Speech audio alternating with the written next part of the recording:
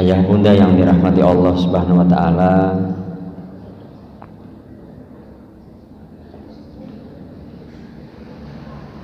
Rasulullah SAW adalah cerminan seorang suami yang ideal, seorang kepala keluarga yang harus menjadi teladan bagi kita, terutama para suami. Terutama pembahasan kali ini bagaimana memperlakukan keluarganya, memperlakukan istrinya, karena beliau Shallallahu Alaihi Wasallam sepanjang sejarah, sepanjang hidupnya tidak pernah memukul, tidak pernah mengangkat tangan untuk memukul istrinya.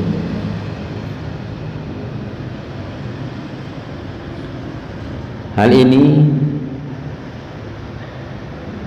menjadi bukti bahwa Rasulullah Shallallahu Alaihi Wasallam sangat menghargai,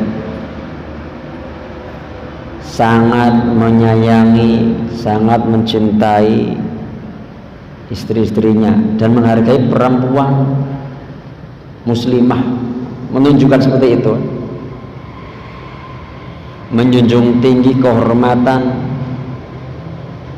dan hak-hak para wanita.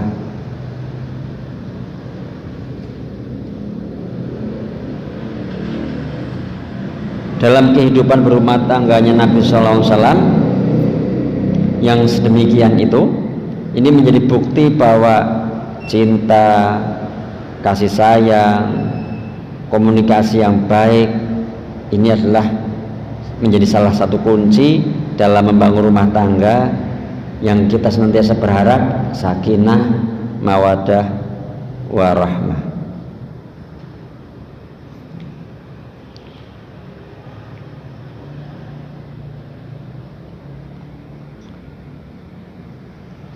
Sebelum saya membahas tentang bab KDRT ini, saya baru terngeh gitu ya, baru tersadarkan gitu beberapa waktu lalu gitu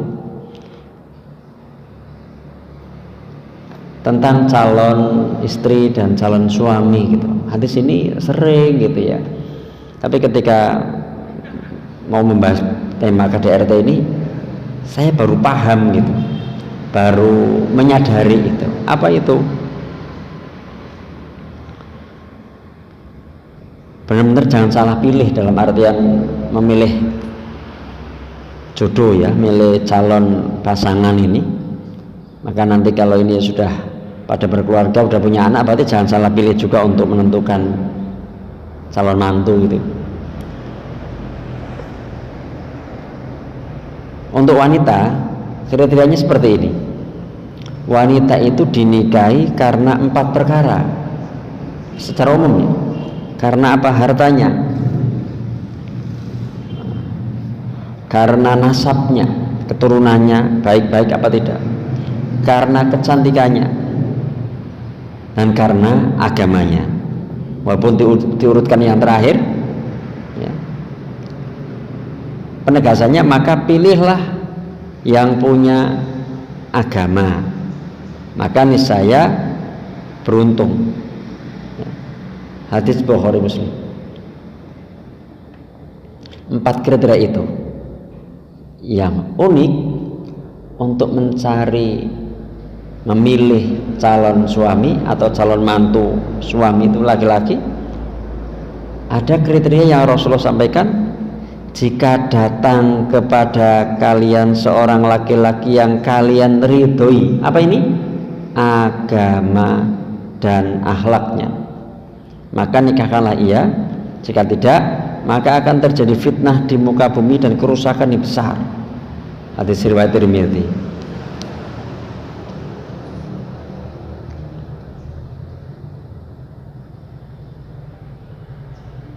Sebenarnya ada sisi kesamaan, yaitu apa? Sisi agama. Kesamaannya seperti itu. Sisi agama, standar minimal ini agama itu seperti apa ya, minimalnya melaksanakan kewajiban, sholatnya nggak bolong, menutup aurat, ini standar minimal. Kalau agama ini nggak ada, ya sudah nggak. Ya. Sama-sama nih ukurannya ini. Nah ternyata kalau ayah bunda memperhatikan hadis tentang kriteria seorang suami ini, jika kalian ridhoi apa itu seorang laki-laki yang memiliki agama. Yang kedua, akhlak. Padahal akhlak ini juga bagian dari agama, kalau mau boleh dikatakan begitu kan, cukup kan. Namun Rasulullah SAW memberikan penegasan, disebutkan ya agama, akhlak. Ini kalau agama udah mencakup tuh, agama ini luas kan. Tapi di sini menegaskan akhlak, karena disinilah kadang sebagian orang yang memiliki agama akhlaknya belum bagus. Ya, pernah kami mendiskusikan ini dengan teman-teman pada saat saya bimbing umroh yang tahun lalu itu. Kenapa ya itu? Jadi mutawifnya diskusi pas makan bersama gitu. Karena kan saya menyampaikan di pelataran Masjid Nabawi tentang rumah tangga, akhirnya beliau diskusi itu. Kenapa saat ketika bahkan orang-orang yang udah ngaji kok kadang-kadang juga termasuk melakukan kekerasan, KDRT dan sebagainya gitu. Ya. Ternyata di sini kalau kriteria ini tidak dipegang, akhlaknya ini ya bisa jadi akhirnya dia keras tuh sama istrinya gitu. Pernah saya dapati satu artikel di Facebook gitu, ada seseorang yang curhat sama Ustadz, saya dilamar menjadi istri keduanya Ustadz ini gitu. Ini beberapa kasus yang kemarin saya sempat sampaikan juga ya. Ustadznya menyampaikan jangan, kalau nikah siri yang enggak deh, jangan deh, jangan. Jadi istri keduanya jangan. Intinya begitulah. Tapi ternyata walaupun sudah minta nasihat sama Ustadz, jangan-jangan kadang-kadang itu pengen legitimasi juga. Akhirnya ini pun tetap melakukan, akhirnya nikah sama salah satu Ustadz itu yang ngajarkan ya biasa ngajar kajian dan sebagainya gitu. Tidak berselang lama, beberapa bulan ya, WA lagi sama Ustadznya gitu. Ustadz, ternyata nasihat Ustadz benar gitu. Dia yang selama ini ngajar gini-gini juga kasarnya luar biasa gitu, nggak tahan gitu. Padahal Ustadz ini kan kenal ya, sehingga kadang menasihatin itu tuh betul-betul untuk kebaikan gitu, yang bertanya sebenarnya. Namun kadang-kadang yang nggak tahu kenapa gitu ya, ketika sudah sengaja bertanya tapi dinasihatin tidak manut gitu. Nah, jadi memang ini menjadi satu hal yang patut ya, jadi satu hal yang patut dicermati betul untuk para orang tua hari ini, yang calon suami, calon istri itu dalam benar-benar jangan salah pilih, karena ini akan menjalani itu nyaris lama ya, bertahun-tahun ini ya, bertahun-tahun betul. Makanya ini perlu diselidikinya betul, berdoa sebagaimana pertanyaan kemarin ya, berdoa terus gitu ya, sampai Allah datangkan, terus kita juga memantaskan diri, memperbaiki diri terus begitu ya. Semoga Allah mendatangkan yang baik manakala kita menjadi yang baik. Sungguh hadis ini saya baru gitu. Kenapa yang laki-laki dipilih ada kalimat akhlaknya gitu. Karena memang beberapa terjadian kekerasan dalam rumah tangga ini ya seringnya laki-laki yang melakukan, seringnya, walaupun ada juga sih perempuan yang melakukan ya. Video viral itu yang seorang poluan yang membakar suaminya gitu ya. Tapi secara umum ya, saya searching itu jumlah kasus KDRT tahun 2024 ini yang terlaporkan ini. Berarti kan di luar itu banyak kan. Ini yang melapor barangkali. Ada 15.745. Yang korban laki-laki itu 3.370. Jadi laki-laki yang jadi korban ada nih. Maka tetap milih perempuan yang beragama, karena perempuan ya ada juga kan yang ternyata melakukan tindakan kekerasan. Korban paling banyak memang perempuan, ada 13.681. Yang merasa punya kekuatan, yang merasa punya kekuasaan, itu tuh laki-laki, sehingga kadang-kadang melakukan tindakan kekerasan. Berarti dari mana sebenarnya? Dari laki-laki yang memiliki akhlak.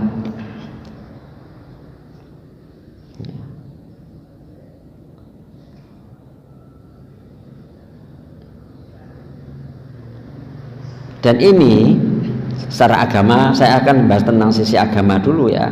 Akhlaknya nanti saya akan kupas insya Allah.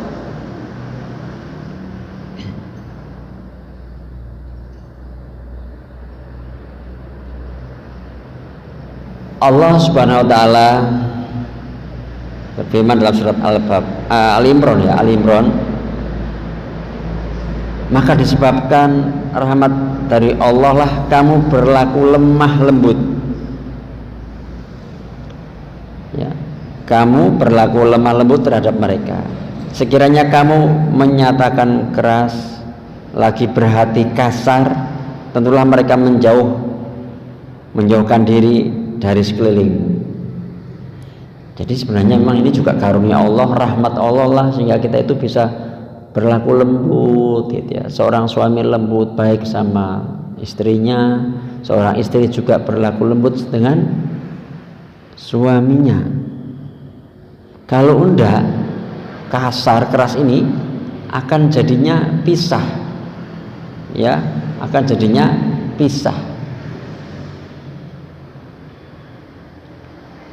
Sesungguhnya Allah maha lembut dan mencintai kelembutan, dan Allah memberi kelembutan apa yang tidak diberikan pada kekerasan.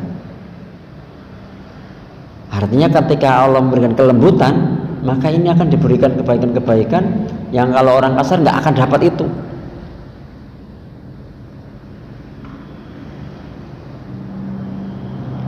Hadis riwayat Muslim. Hadis yang lain, sesungguhnya kelembutan tidaklah diberikan pada segala urusan, termasuk rumah tangga dan yang lain-lain. Ini sekarang kita bahas rumah tangga. Sesungguhnya kelembutan tidaklah diberikan pada urusan rumah tangga, melainkan akan memikatnya. Dan tidaklah kelembutan yang ditarik dari tiap urusan, termasuk misalnya dari urusan rumah tangga kita nggak ada kelembutan, ditarik kelembutannya sama-sama kasar, maka akan menjadi buruk. Nah, jika kelembutan masuk pada sebuah rumah tangga, maka ini pertanda adanya kebaikan. Imam Ahmad meriwayatkan dari Nabi Sallallahu Alaihi Wasallam, beliau bersabda, wahai Aisyah, lemah lembutlah. Sesungguhnya jika Allah menghendaki kebaikan pada sebuah keluarga, Allah akan menunjuki mereka menuju pintu kelembutan. Wahai Aisyah, ini Rasulullah menasihati pada Aisyah ini. Ya, padahal awal-awal saya sampaikan bahwa ini juga laki-laki yang paling dominan, tapi ternyata dibutuhkan juga perempuan yang lembut ini. Wahai Aisyah, lemah lembutlah. Sesungguhnya jika Allah menghendaki kebaikan pada sebuah keluarga, Allah akan menunjuki mereka menuju pintu kelembutan. Kalau keluarga ini masuk lewat pintu-pintu kelembutan, maka keluarga ini memang dikehendaki baik.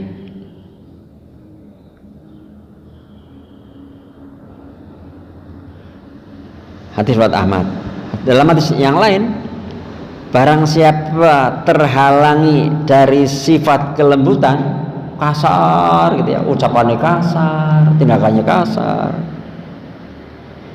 Barang siapa terhalangi dari sifat kelembutan, maka dirinya dihalangi untuk memperoleh kebaikan seluruhnya. Dihalangi kebaikan. Hadis riwayat Muslim. Ini dari sisi ilmu-ilmu agama yang harus dipahami, diilmui begitu ya. Bahwa demikianlah dari surat Al-Imrannya, dari hadis-hadisnya tadi saya sampaikan gitu. Kelembutan yang demikian, dan akan inilah kebaikan. Tadi saya sampaikan, kenapa orang yang sudah ngaji lama, bahkan tadi saya contohkan salah satu yang saya lihat di Facebook itu ada ustadz, ternyata masih bermain kasar gitu. Ya.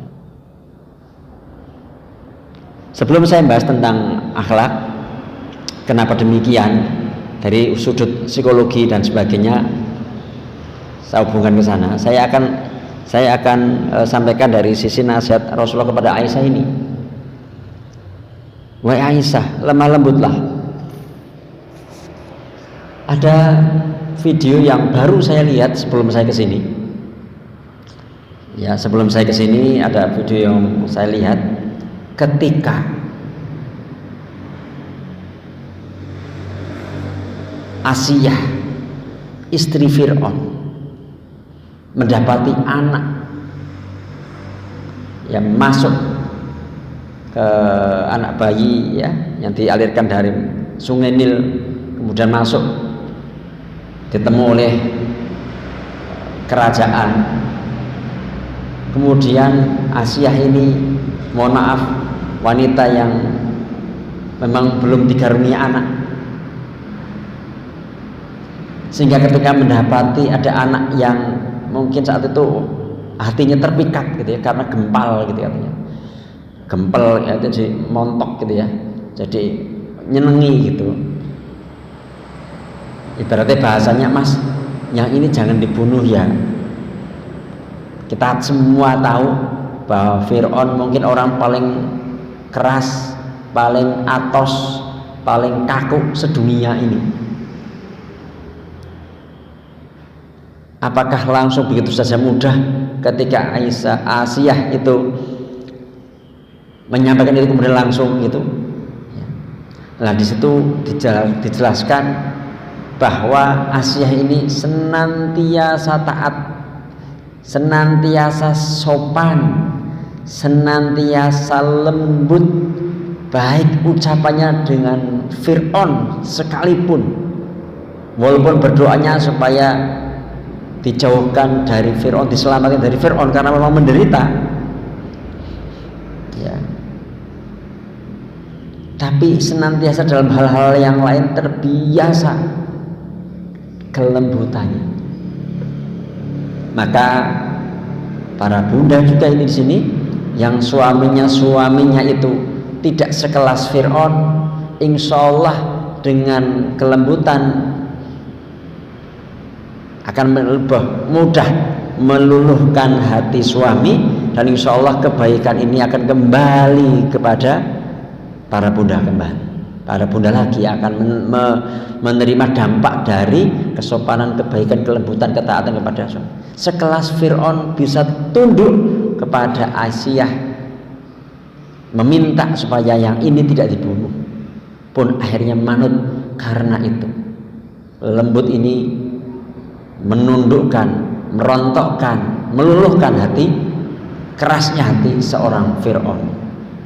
Maka ketika Rasulullah menyampaikan, ya Aisyah, lemah lembutlah, karena kadang-kadang juga memang ada wanita-wanita yang nyerocos itu ya, laki-laki sekecap langsung gitu, nggak lembut begitu gitu misalnya.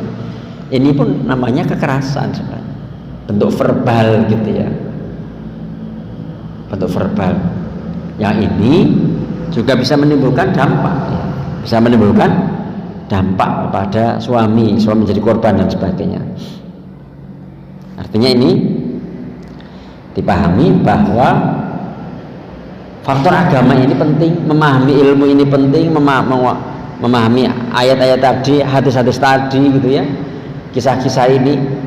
Di sisi ini, sisi agama ini bisa jadi yang sudah ngaji ini sudah dapat juga kajian ini, hadis-hadis ini, ayat-ayat tadi yang saya sampaikan. Artinya harusnya dia memahami dan harusnya berlemah lembut di dalam proses berumah tangganya. Namun yang membuat kasar itu apa sih? Ya kadang ya kita akhirnya rempet yang begitu itu berarti di sisi akhlak tuh sebenarnya. Kenapa bisa punya akhlak seperti itu? Padahal wis ngaji dalam tanda kutip agamanya oke, ya sholat itu ya berjamaah yang laki-laki dan sebagainya gitu ya. Tapi kadang masih kasar, masih menyakiti istrinya atau istri-istri yang ngaji gitu, tapi masih kasar sama suami. Dari secara ilmu, yo ngerti, yo tahu apa ini. Nah ini mau saya sampaikan dari pemahaman kami. Ini ada sisi luka, ya, ada ego yang belum tuntas sehingga egoisme, ada timbunan emosi di hatinya karena ada kejadian masa lalu yang terpendam belum diselesaikan, sehingga ketika ada pemicu yang memancing emosinya, dia tidak bisa mengontrol dirinya. Hari apa ya? Ini hari Kamis, Selasa hari ya. Hari Selasa itu kami kedatangan tamu gitu ya, yang sebelumnya udah nganter adik sepupunya karena mengalami hutang yang cukup banyak ya.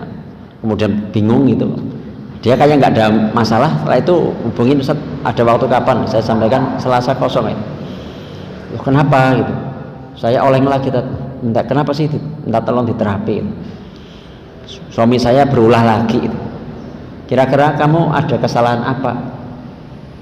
Enggak sih, saya sudah baik, saya sudah melayani gini.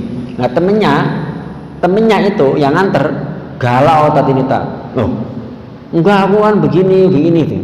Ya saya pada saat suami begitu jadinya saya ya tidak kontrol emosi. Jadi dia galak lah, kadang sama suaminya begini, padahal kan ATM dipegang dia, misalnya gitu. Sementara saya nggak begitu, misalnya gitu. Dia kurang melihat sisi mensyukuri ini gitu, dan sebagainya. Hari kita terapi sih gitu ya. Artinya kadang-kadang pun ini kenapa ini nggak bisa ngontrol? Memang ada ledakan yang terpendam ya. Ledakan itu karena sesuatu yang terpendam, sebenarnya nggak memaafkan betul, nggak melepaskan betul. Nah inilah dari sisi ini saya hubungkan akhlak ini ya, memang dari sisi agama ya memang harus dikuasai. Tapi kalau sudah menguasai agama, kadang-kadang masih terjadi kekerasan, masih main tangan, bicaranya kasar atau dan sebagainya.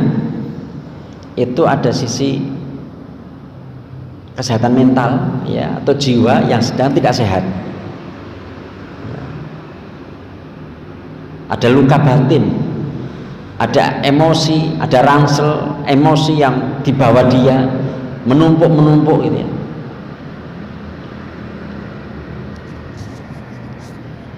Sebelum kesini, nyaris beberapa saat sebelum kesini ya, ada WA curhat,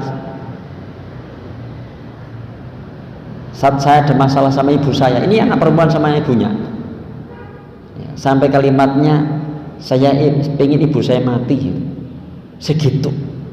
Iya, akhirnya saya doakan yang baik, dimaafkan, terus dia baru astagfirullahaladzim kayak gitu. Karena begitu emosinya gitu, ucapan ibumu apa sih? Begini gitu. Ledakan ini sampai begitu ya.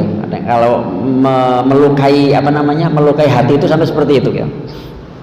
Nah, terima kasih Ustaz mau mendengarkan ya, mau jadi tempat curhat yang akhirnya agak sedikit pelongan.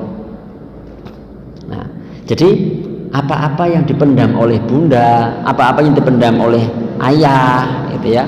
Ada persoalan-persoalan yang tidak terselesaikan. Ini akhirnya ketika istri melakukan sesuatu yang kurang pas, anak melakukan sesuatu yang kurang pas, atau suami melakukan sesuatu yang kurang pas, itu akhirnya gitu. Nah, ini akhirnya tidak baik-baik saja gitu. Maka diupayakan ketika ada persoalan jangan ditumpuk. Kenapa? Besok akan ada masalah berikutnya. Besok akan ada masalah berikutnya. Ketika ada sesuatu yang kurang pas, kurang cocok, sampaikan, lihat momen situasi yang baik. Jangan adalah sambil lalu oke, kalau benar-benar melepaskan, oke, kalau benar-benar memaafkan, ikhlas, ya itu lepas, lupa, atau ingat pun sudah, memang nggak apa-apa, saya toleran yang seperti itu, saya masih bisa toleran itu.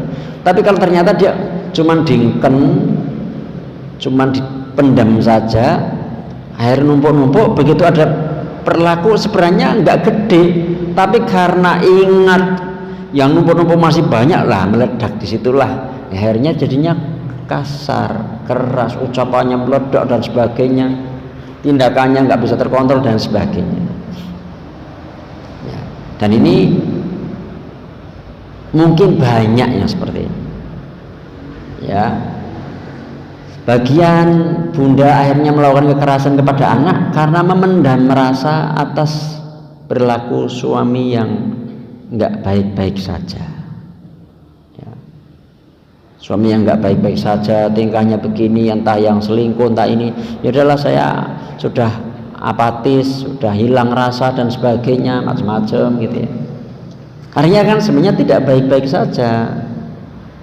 Kalau ini dibiarkan juga nggak bahaya kan. Akhirnya saya sarankan silakan datang ke ustadz di sekitar situ atau kemana, bisa diselesaikan berdua gitu, berdua diselesaikan. Kalau ini ya akan berulang lagi, akan begitu lagi.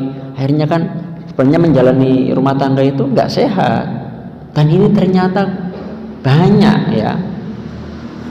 Ini yang datang ke tempat saya aja berapa, yang nggak datang, yang nggak enak dan sebagainya gitu kan, misalnya gitu ya, yang menganggap itu aib misalnya. Padahal aib itu kalau bicara kepada sembarangan orang, kalau ke orang tertentu saja gitu ya, nggak di medsos sebagainya, mencari solusi. Yang mungkin akhirnya nggak baik-baik saja, yang akhirnya ini kemarin itu sudah merasa buntu baru datang ke saya, atau akhirnya sekarang sidang gugat cerai gitu kan, karena merasa masih bisa menyelesaikan dan sebagainya. Setelah itu meledak, saya saksikan ledakannya betul gitu kan, sampai polisi diundang, dipanggil padahal masalah rumah tangga. Atau akhirnya ujungnya sekarang saya sidang Ustaz, akhirnya gitu, pengadilan dan sebagainya. Nah ini karena menumpuk yang dikiranya udah dilewati, padahal itu numpuk. Akhirnya diselesaikan, ngobrol berdua. Kalau memang nggak bisa selesai berdua, berarti sebagaimana kemarin manajemen konfliknya, laki-laki pihak perempuannya ada hakamnya masing-masing, tapi yang punya ilmu dan sebagainya. Kalau nggak ada lagi berarti butuh penengah lagi ya, entah ustadz entah siapa gitu ya, untuk menengahi dan sebagainya, harus diselesaikan. Kalau nggak cuma dipendam, akhirnya timbul ini KDRT begini, timbul KDRT ya.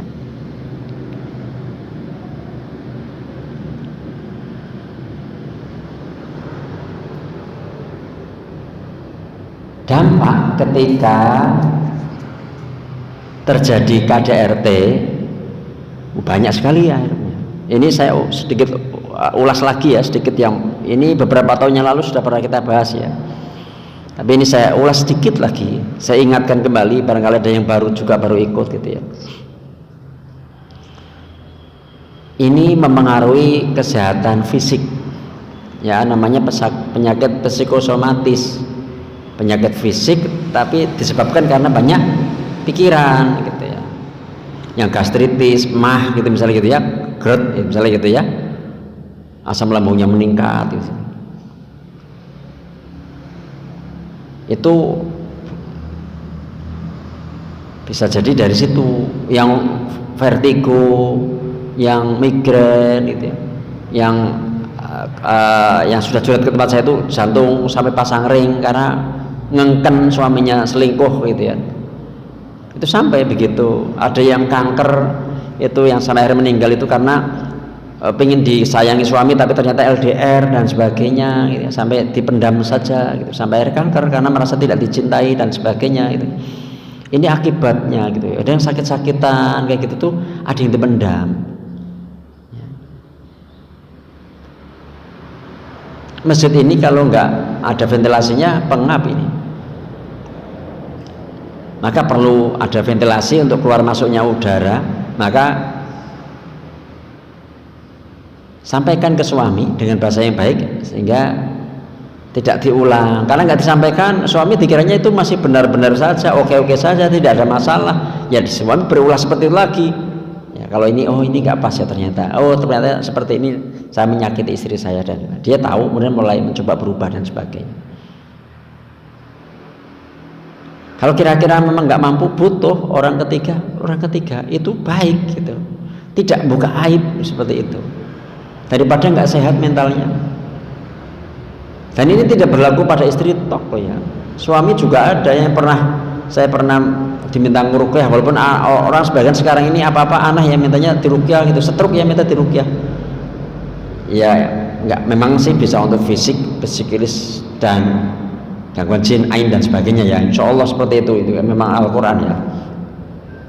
Karena persepsinya kan langsung jin misalnya gitu, itu yang kurang pas. Nah itu pada saat saya ada nguruqyah orang stroke itu, saat itu saya minta izin sama istrinya, coba sih saya ingin ngobrol sama suami dulu gitu. Enggak Ustaz, ini kan kami selalu terbuka Ustaz, kami nggak apa-apa ngomong aja saya di sini, mohon maaf ya ibu keluar dulu sebentar dari kamar ini, saya ingin ngobrol sama suami itu. Ya, tapi istri itu sudah mulai entah tahu entah curiga ya, kemudian keluar akhirnya. Nah begitu keluar itu suaminya nangis, Tat, aku kira orang diregani bojoku Tat gitu ya, sampai nangis gitu istilahnya gitu, merasa tidak dihargai, direndahkan, apa gitu ya, sampai stroke juga. Jadi ini memang seperti itu ya. Jadi ini jadi sakit-sakitan. Kalau ayah bunda ini kadang sakit-sakitan, atau ayah mungkin sakit-sakitan, pernah itu ya, pernah juga saya dapatkan dari teman, suaminya ini kalau mau berangkat mual karena pimpinannya ternyata wah kalau bikin target apa dan sebagainya. Jadi di lingkungan pimpinan kantornya ini agak ekstrim gitu kalau mentargetkan apa, sampai mau berangkat mual gitu, muntah kayak gitu istilahnya ya.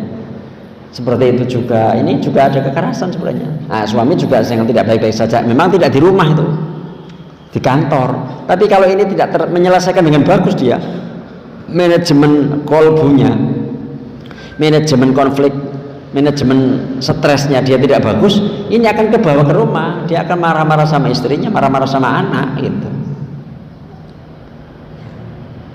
Jadi kalau menyadari ini kayaknya nggak baik-baik saja deh, tiba-tiba sakit apa, tiba-tiba ya pusing apa dan sebagainya, ini mungkin ada apa gitu. Tiba-tiba kok marah hal sepele gitu. Beberapa waktu yang lalu pas ya saya dapati, loh kami kaget tuh, oh ini masalah sepele kok marah gitu. Terus ngobrol, setelah ngobrol itu ternyata kebuka, jadi ada kesimpan ya, merasa bersalah sama seseorang yang dia belum bisa memaafkan dirinya sendiri gitu. Nah karena hal sepele ini nggak pernah marah, apalagi urusan sepele seperti ini kok marah, dan saya sendiri kaget, kok aku marah yang kayak gini gitu. Nah sebenarnya hal-hal begini itu akibatnya akan berdampak buruk kepada siapa? Kepada yang lain. Ketika dia masih memendam rasa, satu sakit-sakitan tadi, yang kedua emosi ini akan berdampak bagaimana? Ya bisa memarahi anaknya, misalnya gitu ya. Kalau ibu-ibu ini yang korbannya paling banyak anaknya. Akhirnya anaknya gimana? Ya diancam, ya mengalami KDRT lah intinya anaknya. Ya diancam, ya dibentak, ya mungkin dipukul, dicubit dan sebagainya. Sehingga nanti kok anak saya nggak pedean ya. Ya kok anak saya kalau marah-marah kok jeduk-jedukan tembok ya kepalanya, misalnya gitu kan. Karena merasa tidak dicintai dan sebagainya, misalnya gitu. Ya membenci diri sendiri akhirnya gitu, nggak percaya diri. Ini akibat juga dari KDRT, ya nggak percaya diri dan sebagainya.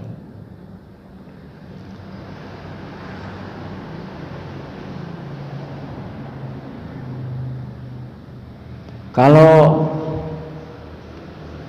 suami, ya kalau mungkin masalahnya dengan teman, dengan kantor, atau mungkin masalah dulu sama orang tuanya, akhirnya pada melampiaskan sama siapa? Istri.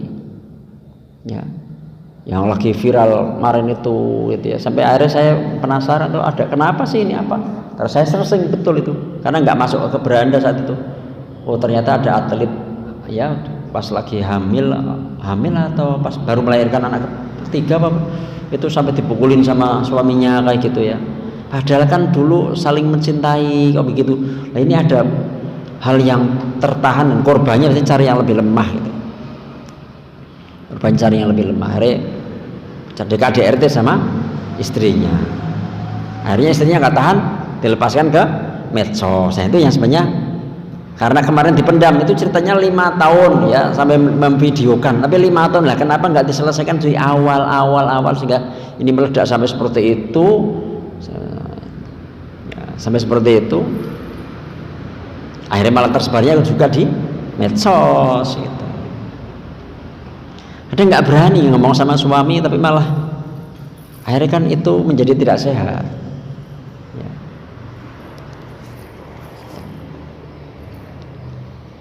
Dari sisi rumah tangga gimana dampaknya? Ya jelas kemungkinan tidak sakinah mawaddah warahmah, kemungkinan tidak tidak harmoni gitu ya, karena sering bertengkar tuh, masalah kecil besar nggak bisa menyelesaikan, saling menuntut, kamu sih saling menyalahkan, ini gara-gara kamu, itu adu mulut dan sebagainya. Nggak hanya adu mulut nih, sampai mungkin akhirnya main fisik dan sebagainya. Rumah tangga bahasanya bak neraka gitu, lalu jauh ya, neraka buruk sekali. Tapi seperti itu. Tapi ini kadang-kadang uniknya sebagian rumah tangga mempertahankan itu, tidak menyelesaikan. Unik itu, dijalani aja gitu. Dijalani aja. Ini yang mengherankan sungguh.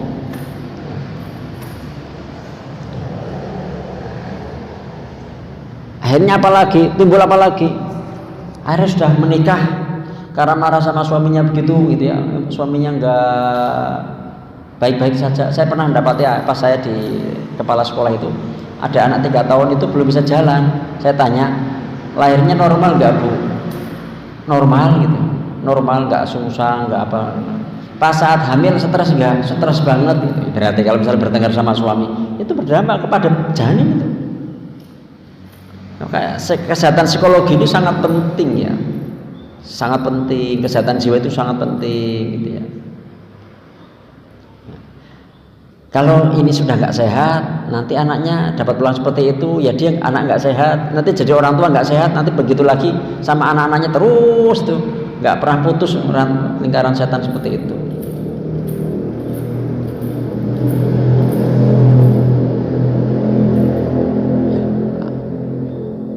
Ada lagi yang baby blues ya, nggak mau merawat anak dan sebagainya. Ini dampaknya anak dieng-diengkan gitu. Mosok sih sama anak nggak mau merawat, nggak menyusuin dan sebagainya.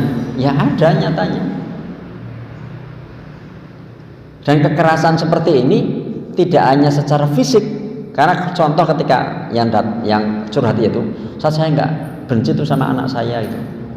Coba ceritakan saat hamil anak ini gitu. Ternyata ada persoalan sama mertuanya cuma diemin. Nah ini namanya kekerasan secara psikologi gitu. Diem loh, nggak kata-kata kasar nih, bukan lesan. Jadi kan kekerasan fisik ya, mukul apa dan sebagainya ya, nyubit dan sebagainya. Kekerasan lesan kata-katanya kasar dan sebagainya. Nah kata-kata ini bisa masuk psikologi atau memang dia mendiamkan gitu ya. Ini juga psikologi itu kena tuh, mentalnya kena. Sampai akhirnya didiemin, saat mabuk tidak diusap-usap, tidak diurut-urut, tidak dikasih minyak, didiemin aja pada saat di kendaraan. Akhirnya sampai akhirnya benci rasanya sama mertuanya, dan saat itu hamil anak itu akhirnya nyampe anak sampai gede, sampai SD kelas berapa saat itu ya? Sekarang SMP anaknya, dia curhat itu 2 tahun yang lalu, berarti kelas 5 mungkin kelas 4. Saya benci sama anak saya gitu. segitu gitu, pengaruhnya sampai nggak mau merawat anak atau benci sama anak gitu. Atau akhirnya ya ketika mungkin melihat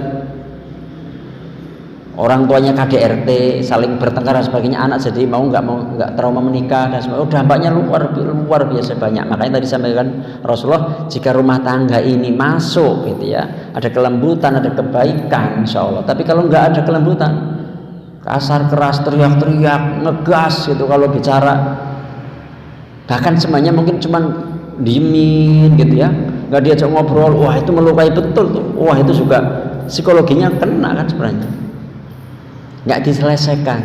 Tapi ini kemungkinan banyak seperti ini. Makanya tema ini saya angkat supaya pada sehat jiwanya, sehat mentalnya gitu ya. Nah, ini kayaknya sudah ada pertanyaan ya.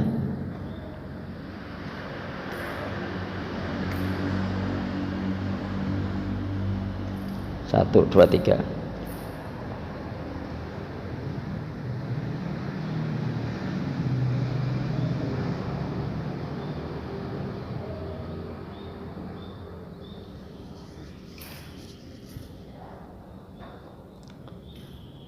Bagaimana membersihkan hati dari futur dan menerima ikhlas takdir Allah Subhanahu wa ta'ala, bahwa yang menakdirkan ini Allah yang maha baik, maka takdir itu insya Allah kembalinya akan baik, walaupun sekarang ini kelihatannya seperti enggak baik. Bisa jadi Allah mencegah yang lebih buruk. Jadi ini pengalaman sehingga tidak terjadi yang lebih besar lagi. Itu yang pertama, diingat bahwa yang menakdirkan adalah Allah Subhanahu wa ta'ala.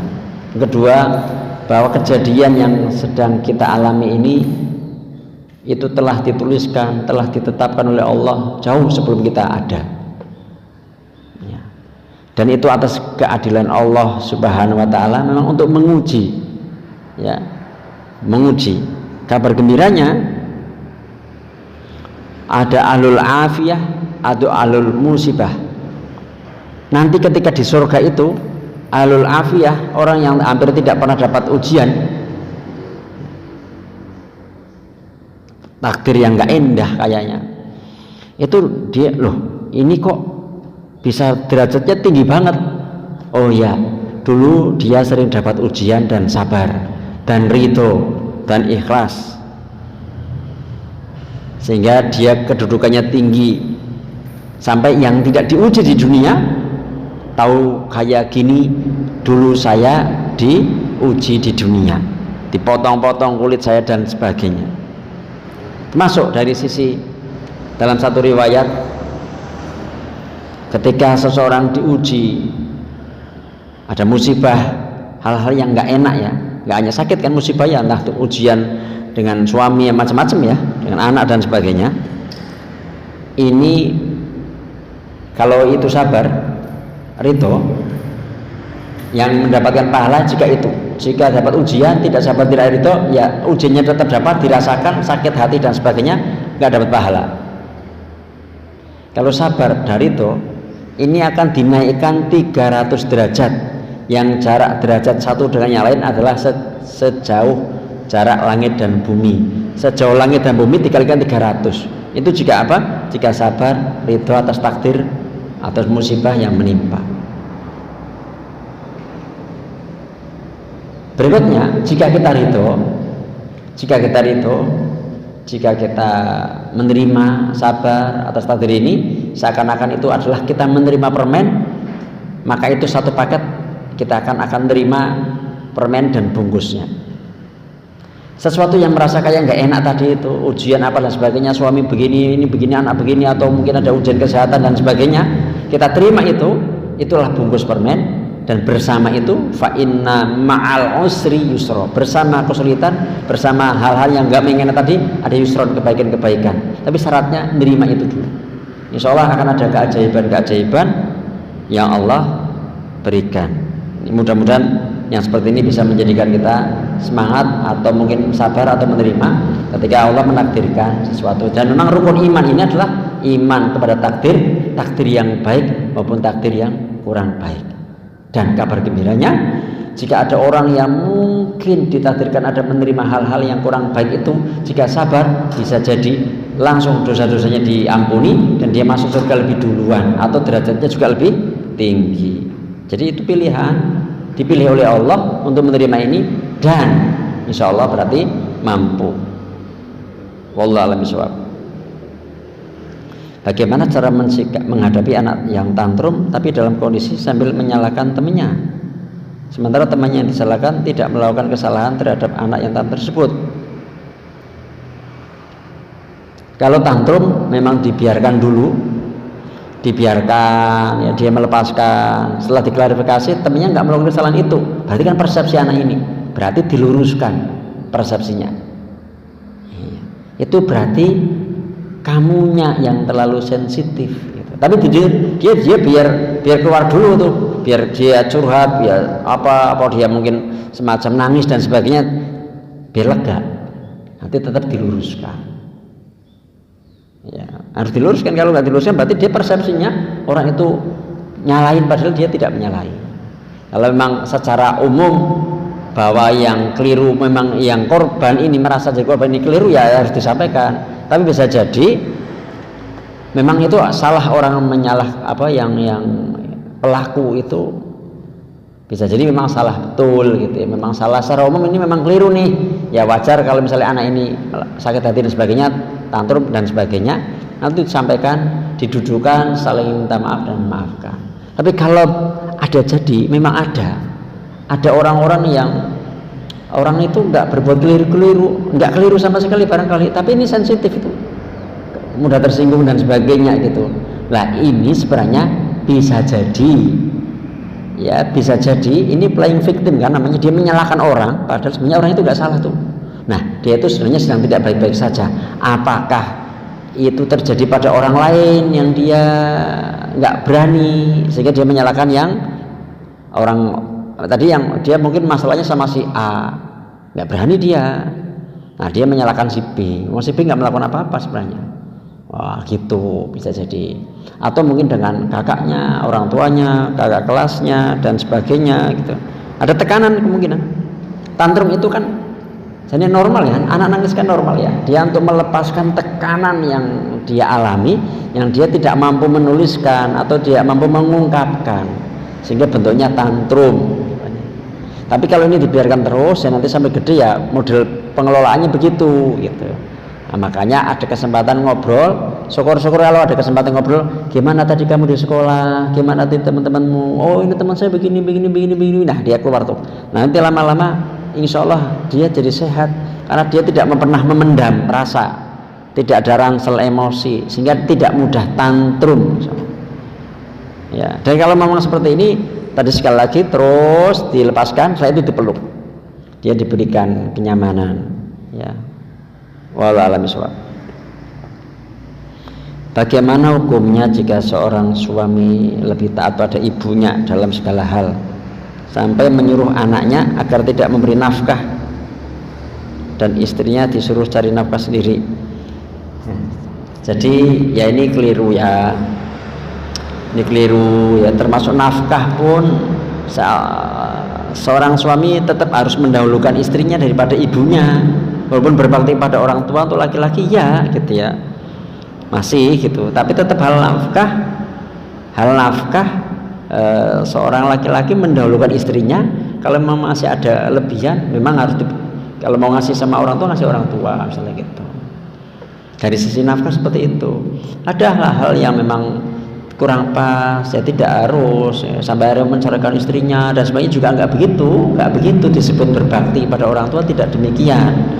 Maka memang butuh tadi jangan salah pilih laki-laki ya, karena memang harus punya kelebihan yaitu akalnya kuat, ilmu agama yang benar dan sebagainya, sehingga ketika ada konflik antara mantu sama mertua seperti ini, bagaimana dia akan bisa menyelesaikan itu ya, dia akan berdiri pada posisi yang tepat. Oh yang seperti ini harus, mohon maaf Bu, ini adalah istri saya ya, yang tidak keliru dan sebagainya, mohon dimaafkan misalnya itu, tetap ya harus demikian. Jadi ini kurang pas, memang saya nggak tahu kasus aslinya apa ya, ini kan kasus umum ya, di kasus bagaimana kok sampai seperti ini. Dan perempuan mencari nafkah ini kan tidak wajib di dalam Islam, termasuk untuk nafkahi diri sendiri, tapi ini tugasnya laki-laki gitu.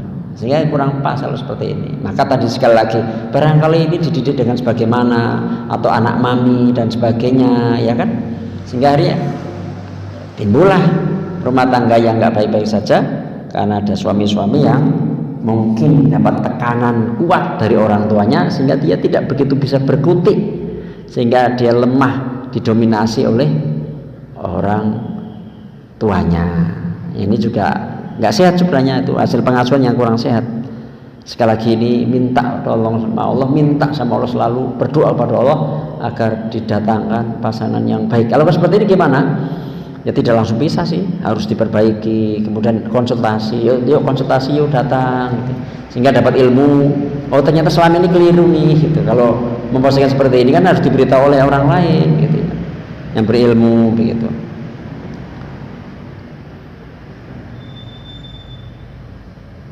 Allah alam bisawab. Bagaimana cara menghadapi suami? Ini agak sesuai tema nih. Bagaimana cara menghadapi suami yang mempunyai sifat temperamental, di mana kadang-kadang mendengar omongan dari ortunya atau mertuanya atau saudaranya pun menjadikan marah dan melampiaskan kepada istrinya, sehingga terjadi KDRT sampai anak merasa ketakutan apabila menghadapi bapaknya. Dan bagaimana cara menenangkan anak yang ketakutan tersebut? Anak masih SD. Untuk saya jawab anaknya dulu ya. Jadi anak seperti ini ya, harus sering dipeluk ya, diberi kehangatan ya. Dia ditanyakan gimana perasaanmu, saya takut begini-begini terus itu ya. Nah, terus ya doakan ya supaya ayah jadi lembut ya. Mintakan ampun pada Allah gitu ya. Itu ayahmu, tetap begini memposisikannya. Bunda harus seperti itu. Ya, ini memang tidak adalah bunda ngobrol sama suaminya. Pak, kok misalnya kok begini gitu. Ya ini anak-anak takut, saya pun takut dan sebagainya, sampaikan ya. Sampaikan apa, barangkali yuk kita datang ke psikolog, psikiater atau apa, itu sampaikan dengan pada saat posisi yang sedang bombong. Karena bicara sama suami yang begini kan takut ya, langsung disalahkan lagi sih gitu ya. Ya doa gitu ya, doa. Hanya ini sekali lagi nih, coba dengan posisi Asiyah tadi, coba latihan lembutnya, latihan menghormatinya, itu mungkin akan meredakan. Berikutnya ini kan bunda yang masak kan, masaknya memang suami mungkin mintanya apa, tapi sebagian coba diperbanyak sayur, diperbanyak buah, karena ini akan lebih dari sisi makan yang dimakan yang panas, misalnya kayak makanan-makanan yang sifatnya panas ya, kayak durian misalnya, kayak termasuk habatus sauda, ini kurang pas karena itu sifatnya panas ya, nanti akhirnya gampang temperamen, suka gorengan, suka ya goreng-gorengan tuh, makanan-makanan yang mengandung begitu tuh sifatnya panas. Nah ini didietkan seperti itu juga, dari sisi makanan diatur gitu ya, dari sisi akhlaknya bunda juga memang tambah lembut dan sebagainya ya, sehingga suami mudah-mudahan gitu ya. Terus ya memang berdoa, kalau masih bisa sabar disabarin tuh, lama insya Allah gitu ya. Pokoknya kalau apa ya minta maaf terus, itu mudah-mudahan ini meredakan, mudah-mudahan gitu ya. Ya kalau memang sampai syukur akhirnya bisa dibantu di terapi gitu.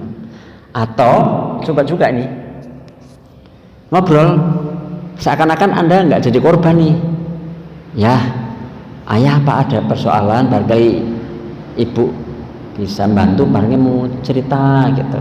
Kok ayah kayak kok beberapa kali nggak sering sih gitu misalnya gitu ya, kok kalau pas lagi marah kok begitu itu, apa sebenarnya ayah ada yang tidak pas dengan ibu, dengan anak-anak, dengan teman kantor, cerita sia gitu. Nah, jadi kalau ada ngobrol-ngobrol begini ya barangkali gitu ya, ini akan mengeluarkan unek-unek suami. Yang temperamen itu kan sebenarnya dia sedang tidak baik-baik saja tuh, dia memendam rasa yang berat. Nah korbannya itu istri kan tadi, omongan dari mertua, omongan dari ini, yang korban adalah yang lemah dia. Ya, dia sebenarnya ini dari sini kan gangguan kejiwaannya terganggu, walaupun nggak gila ya. Nah, atau memang kalau bahasanya dulu saya belajar sama Ustadz Adam Amrullah itu, marah itu adalah kesurupan, sudah masuk kesurupan ringan. Nah, ya, bisa jadi bagaimana nih sholatnya, bisa jadi ini kadang-kadang nggak sholat, bisa gitu ya. Jadi dia hawanya gemerungsung gitu ya, hawanya gemerungsung. Kemungkinan dari sisi agama bisa jadi kurang. Kalau udah ngaji alhamdulillah, tapi kalau ini seperti ini berarti ada luka masa lalu. Oh, ini ngobrol tuh digali, yuk ya curhat yuk, konsultasi yuk gitu. Kita carilah supaya ya gimana rasanya ketika seperti itu, kok nggak enak gitu.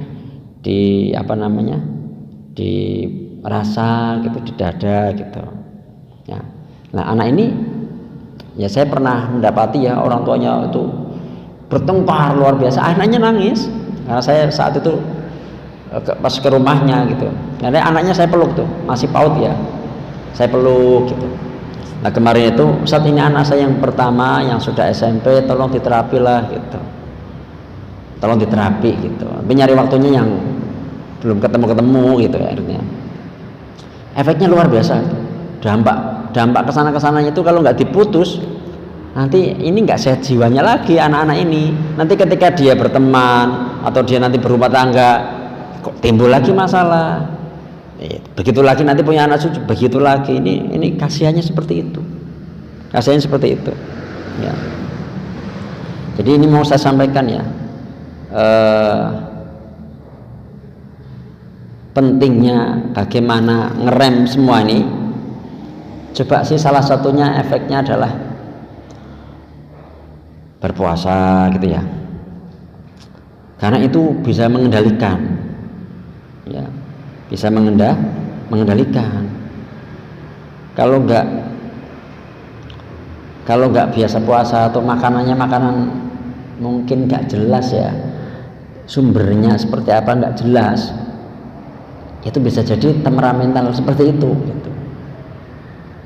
Apa nih yang dimakan, teman-temannya seperti apa, mungkin makan apa. Ini kan memang harus digali ya, pertanyaan begini kan nggak satu arah ya, nggak dua arah. Coba sih apa gitu yang dimakan apa dan sebagainya, dari penghasilannya halal apa tidak, berpengaruh betul tuh yang dimakan bagaimana gitu ya. Jadi yang seperti itu satu ya, awalnya mungkin agamanya kurang, akhlak ini dari mana, mungkin ada luka masa lalu yang belum terselesaikan, atau ada tekanan-tekanan di sekitar yang dia tidak bisa mengendalikan, dan korbannya adalah keluarganya. Sementara saya sampaikan ini yang masih tertunda beberapa saat ya, masih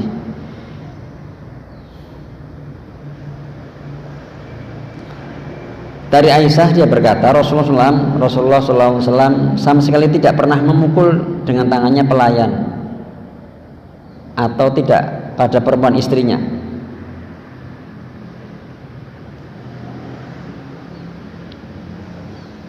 Kecuali saat jihad di jalan Allah, beliau tidak pernah membalas suatu kesalahan yang dilakukan orang kecuali bila keharaman Allah Subhanahu wa taala yang dilanggar.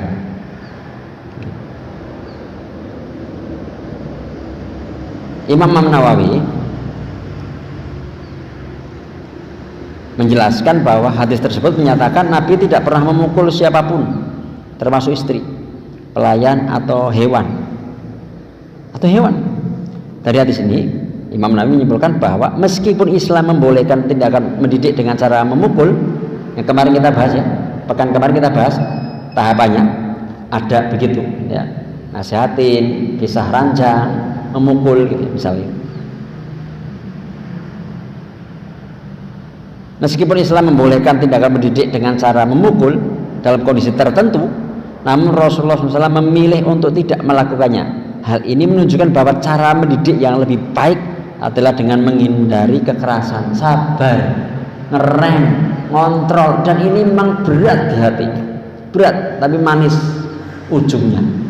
Nah, kalau kita apa-apa dilampiaskan, apa yang tidak cocok dikeluarkan gitu ya, ada yang ya. Mengapa tindakan memukul sebaiknya dihindari? Tindakan kekerasan baik fisik maupun verbal, kata-kata kasar dapat menimbulkan trauma mendalam pada korban. Trauma ini tidak hanya berdampak pada kondisi fisik, tapi juga dapat mengganggu kesehatan mental. Oleh karena itu, seorang muslim dianjurkan untuk mencari metode mendidik yang lebih santun dan efektif tanpa melibatkan kekerasan. Itu seperti itu. Nah, maka sekali lagi kalau mendapati suaminya nggak baik-baik saja, berdoa dulu barangkali, terus nanti datang, ya itu diterapi. Syukur-syukur itu bisa. Kalau bunda bisa menerapi, diterapi, itu tarik nafas dalam dan sebagainya untuk bisa ngontrol emosinya, ya, untuk bisa dipuaskan, diberikan apa ya, kegiatan-kegiatan yang contoh hormon bahagianya keluar jika puas di tempat tidur, puas dimakan dan matanya dipuaskan. Terus mungkin makanan-makanan apa yang kegiatan-kegiatan yang membuat dia bahagia gitu ya, tidak terlalu diatur-atur gitu. Ini banyak nih, ini harusnya dua arah ya, tapi ini satu arah, mudah-mudahan ini mencukupi ya. Masih ada pertanyaan, bagaimana mensikapi suami yang susah dikasih masukan, menganggap semua pendapatnya benar sendiri? Memang ini suami yang mengalami gangguan kejiwaan, ini egois ya, istilahnya besar kepala, atau istilahnya playing victim kalau misalnya, yang salah selalu orang lain.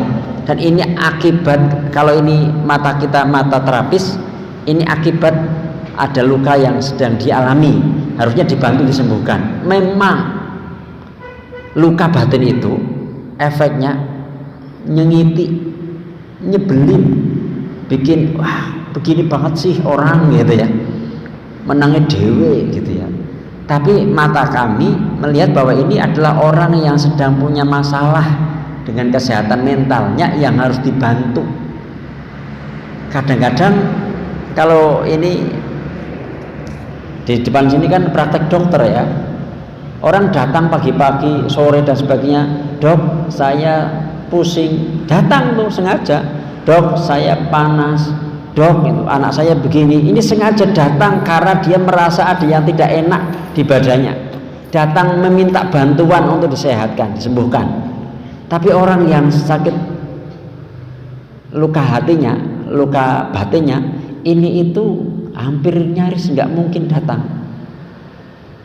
Maka ya ini pertama didoakan, terus sampai ngobrol, mas, ya, yuk kita silaturahim yuk, apa ziarah yuk ke tempat ini. Datang aja, datang gitu ya, datang. Awalnya mungkin belum mau gitu ya. Ini masih ada PR ya, saya coba bu, suaminya kesini belum pernah mau kok, tapi saya masih boleh kesini gitu, masih boleh kesini gitu. Nah, pernah juga akhirnya anaknya punya masalah, juga suami kesini, ini ada peran suami yang nggak datang, tapi akhirnya suaminya mau datang tuh, walaupun saya saat itu saya hubungin ketika saya buka harmonikar family harmoni ya, kajian di rumah itu nggak minat datang tuh, nggak ngasih respon terima kasih infonya, nggak. Ini ternyata angel juga nih, harusnya kan ini ada kesalahan kekurangan gitu ya sama anak dan sebagainya, kemudian belajar ikut kajian itu, tapi nggak ngerespon, cuma dibaca doang gitu. Jadi memang ini memang sekali lagi ya, kalau dapat suami seperti ini ya doa terbaik untuk suami, terus ya dilembutkan hatinya dan sebagainya, diberikan taufik, diberikan hidayah, suaminya supaya menyadari. Nah kalau memproses menyadari harus mau datang ya, entah ke psikolog ya, entah ke terapis, entah ke ustadz misalnya, itu mudah-mudahan mau. Karena pernah juga yang sedikit ada masalah, perempuan suaminya datang nih, coba istri bawa ke sini, nggak pernah mau, nggak mungkin mau tadi boncengan apalagi nggak mau. Terus ya ini sulit saya kalau gini gitu. Akhirnya tapi terus upaya sampai akhirnya istrinya mau. Dan ketika datang ke tempat saya itu saya juga bingung gitu, karena nggak mau ngomong, nggak mau apa, diem semuanya yatem kok ya. Ada saya baru itulah awal-awal saya melibatkan istri saya, Mi nggak bisa nembus tuh, coba kamu sebagai perempuan tuh ngobrol lah, ngobrol, mulailah kebuka walaupun awalnya sulit gitu, sampai akhirnya WA, alhamdulillah ya Mi kemarin terima kasih, akhirnya kami nggak jadi cerai gitu. Ya memang ini mengupayakan ke sana. Ya Bunda disabarin, mudah-mudahan nanti Allah berikan kelembutan kepada para suami-suami yang mengalami, para ayah nih ya, para suami ya yang dengar rekaman ini ya, yang di YouTube itu ya, istri yang kita pilih dulu itu adalah orang-orang yang harus disayangin gitu, orang-orang yang harus mendapatkan bahagia. Harusnya bertanya istri saya itu bahagia apa enggak nikah dengan saya gitu, karena ini akan menjadi pertanggungjawaban besar. Dan kita nanti ini jangan sampai malah kita nanti masuk neraka gara-gara kita seperti itu gitu. Harusnya benar-benar kita tuh takut ya, kita itu kan menjadi penghalangnya istri-istri dari neraka gitu. Ada kewajiban kita menjaga diri kita dan istri kita dari neraka, malah jangan sampai kita malah masuk neraka karena kita memperlakukan istri kita dengan tidak sebaik-baiknya. Padahal Allah menganjurkan, menyampaikan wa asyiruhunna bil ma'ruf, pergaulilah mereka dengan cara yang baik. Dan Rasulullah pun menyampaikan khairukum li ahlihi wa ana khairukum li ahli, sebaik-baik kalian adalah yang paling baik pada keluarganya dan aku adalah orang yang paling baik pada keluargaku. Disebut kita baik, para ayah, para suami, jika kita baik sama istri-istri kita, sama keluarga kita. Mungkin kita hebat, di luar sana orang mengeluh-elukan kita, memuji-muji kita, tapi kalau istri kita menderita, enggak hebat enggak. Dan ada akhirat kok yang nanti minta pertanggungjawaban. Dan ini berat betul, menjadi seorang suami berat di sini. Maka jangan sampai tambah berat lagi beban kita nanti di akhirat dengan cara malah kita membuat pasangan kita tidak bahagia, tidak bahagia, malah kita membuat dia menderita, tambah dikerasi dan sebagainya gitu ya. Mudah-mudahan ini semuanya bisa Allah berikan karunia. Kalau memang ada persoalan jangan gengsi, datang ke tempat kami atau siapapun ya yang dipercaya. Kalau memang merasa ini tidak baik-baik saja, kan normalnya bahagia gitu ya, tidak suka kekerasan, tidak ada bentakan apa gitu, bercanda dan sebagainya, normalnya kan begitu. Apa enggak mendambakan rumah tangga yang tanpa kekerasan seperti itu, yang normal penuh canda dan sebagainya? Kalau kita sering marah-marah, ini berarti ada apa nih, sayanya ada apa ya? Ya datanglah ke dokter ya, ini dokter hati yang seperti ini gitu nggih. Mudah-mudahan para ayah yang mendengar ini banyak nih kasihan para istrinya, para bunda nanti juga kasihan sama anak-anak kalau hari bundanya juga masih ada lagi ya. Suami mengalami banyak masalah karena hutang riba dan lain-lain.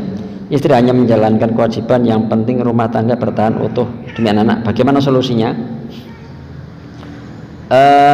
Tanggal masih dibuka mungkin ya, tanggal 14-15 itu sebenarnya terutin tiap bulan. 14-15 September kalau memang masih kebuka, atau nanti saya rekomendasi kami itu mengadakan kebut keluarga bebas utang. Saya salah satu pembicaranya. Nah, teman saya yang menggagas itu karena dia mantan direktur bank, kemudian tobat riba dan sebagainya, ini bikin gratis, dapat makan, dapat snack, dapat ilmu, dapat alat tulis, bahkan dulu pernah awal dapat buku gratis. Kalau ada hutang riba nanti dibantu bagaimana membayar pokoknya, bagaimana itu nanti, bagaimana kalau versi saya bagaimana rumah tangganya harus baik-baik saja, kemudian bagaimana mendapatkan pertolongan cepat.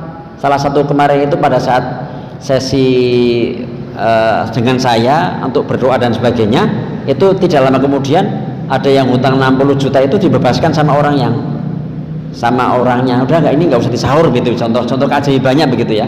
Bagaimana keajaiban itu Allah membuat pertolongannya. Kalau berkenan ikut. Moga-moga masih ada kuota. Kalau nggak ada kuota berarti Oktober. Jadi September itu 14-15, tapi kuotanya cepat karena ini gratis ya. Banyak yang luar Jawa, banyak yang ikut, Jawa Timur apa dan sebagainya, dan kadang masih kontak saat ini saya begini masih kontak saya gitu. Begitu ini. Jadi kalau memang utang riba, ya pertama langkah harus tobat pada Allah SWT. Ini harus tobat, jual aset, jangan gengsi, jangan malu, jual mana-mana harus dijual, dah mulai mana dari tobat ini dan sebagainya, diakui itu salah. Insya Allah mana-mana yang harus nanti bisa mungkin minta didampingi dan sebagainya, sehingga bisa bayarnya pokoknya, nggak hanya bayar bunga, nggak bayar bunganya, bayar pokoknya dan sebagainya. Itu nanti metode begitu, cara-cara begitu itu teman saya. Nah kalau saya bagaimana mendapatkan pertolongannya dari Allah Subhanahu Wa Taala. Wallahu a'lam bishawab. Seperti itu nggih Bunda nggih. Kita akhiri dulu. Subhanakallahumma bihamdika asyhadu an la ilaha illa anta astaghfiruka wa atubu ilaik. Assalamualaikum warahmatullahi wabarakatuh.